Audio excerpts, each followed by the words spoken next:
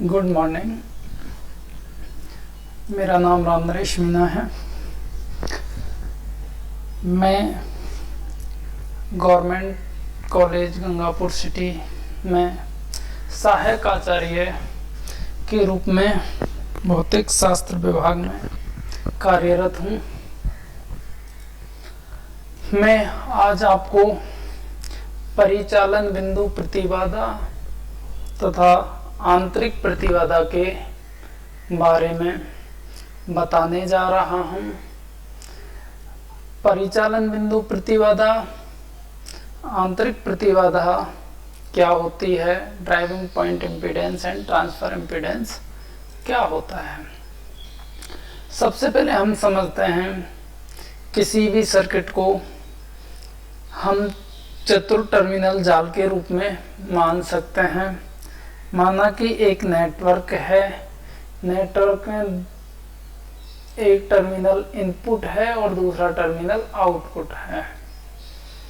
Terminal 1 को हम input terminal कहेंगे और टर्मिनल 2 को हम आउटपुट टर्मिनल कहेंगे। और ये गिवन कोई भी बॉक्स है, इसके अंदर कोई भी सर्किट हो सकता है।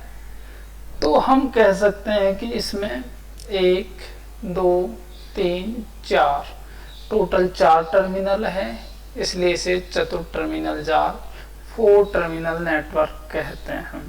अब यदि इस 4 टर्मिनल नेटवर्क के इनपुट टर्मिनलों पर हम कोई सोर्स लगा दें और आउटपुट टर्मिनलों के बीच में यदि हम कोई लोड ZL प्रतिस्थापित करते हैं, तो हम जानते हैं कि इस सर्किट में इनपुट में धारा होगी, आउटपुट में भी कुछ धारा प्रवाहित होगी, इनपुट में भी कुछ वोल्टेज होगा, इन दोनों टर्मिनलों के बीच कुछ वोल्टेज ड्रॉप होगा, वोल्टता होगी, आउटपुट में भी कुछ वोल्टता होगी। माना इनपुट धारा का मान, निवेशी धारा का मान I1 है और निवेशी वोल्टता का मान E1 है।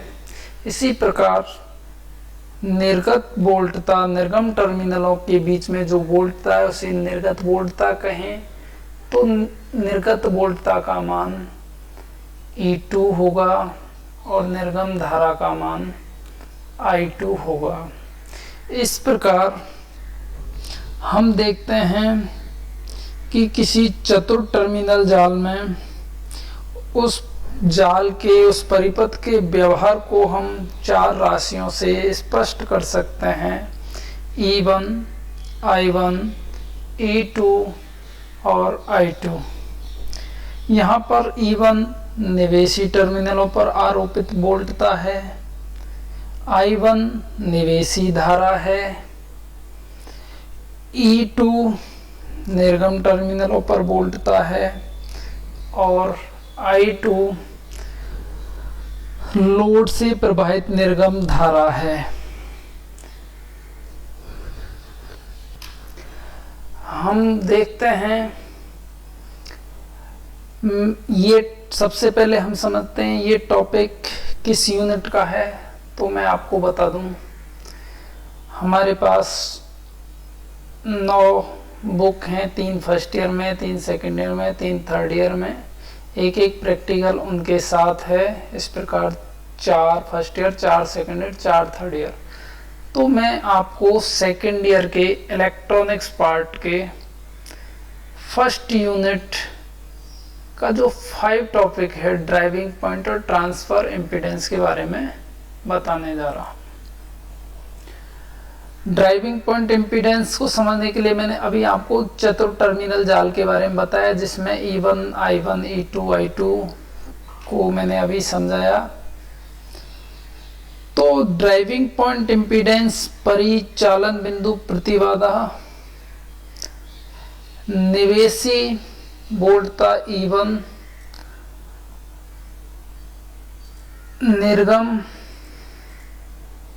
निवेशी वोल्टता E1 व निवेशी धारा I1 का अनुपात परिचालन बिंदु प्रतिबाधा या निवेशी प्रतिबाधा ड्राइविंग पॉइंट इम्पीडेंस कहलाती है, जबकि परिपथ के अन्य सभी स्रोत हटाकर उन्हें उनकी आंतरिक प्रतिबाधा से प्रतिस्थापित कर दिया जाए।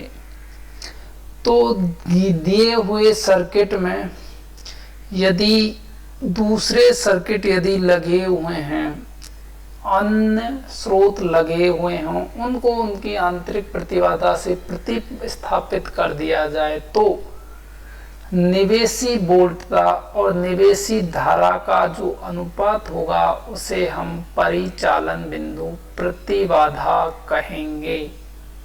समझ में आया? इसी प्रकार यदि E1 के कारण दूसरे सर्किट में, दूसरे मैश में, दूसरे पास में यदि धारा I2 प्रवाहित हो, तो वोल्टता E1 व धारा I2 का अनुपात 1 व 2 पासों के लिए आंतरिक प्रतिबाधा ट्रांसफर इम्पीडेंस कहलाता है। टी जेड इम्पीडेंस को दर्शा रहा है, टी ट्रांसफर को दर्शा रहा है, 1 से 2 transfer impedance Z T 1 is equal to E1 upon I2। इसी प्रकार हम कह सकते हैं कि Z T 21 V E2 upon I1 होगा, जो कि जेड टी 1-2 या T21 दोनों बराबर होंगे। तो आज मैंने आपको बताया ड्राइविंग पॉइंट इम्पीडेंस और ट्रांसफर इम्पीडेंस।